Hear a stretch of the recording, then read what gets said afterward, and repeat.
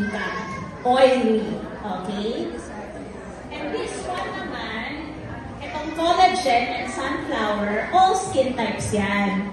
So, kung meron pong area na nagmamantika, okay, sa ilong, ito, gamitin nyo, yung ibang parte ng mukha ito, pwede pong mag-combine.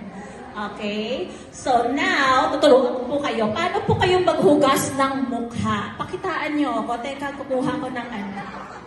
Ganun-ganun na ako. Sige nga, tayo po kayo. Paano po kayo maghugas ng mukha? Kung na itay tubig. Tubig! Oh, hugas! Nagkasaya ka ng tubig. Hugas ka!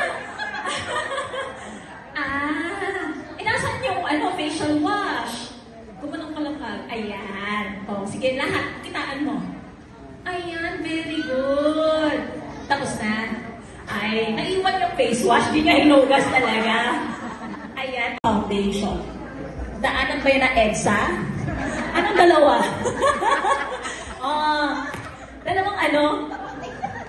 Dalawang foundation daw. Anong kahilaw? Buy one, take one? Two-way cake foundation. Kung nakita niyo yan nakasulat, ibig sabihin, pwede po ninyong applyin na very good. Ang marami kayong alam nagtatago lang kayo. Basa or dry? Ang basa, anong mangyayari kung basa?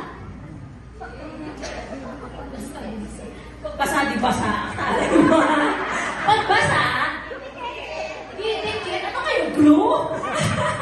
Pero magaling yan magandang concept yan. Pag basa, kakapit, pwede, pero ang totoong answer doon, pagbasa, mas makapal ang pagtakpan.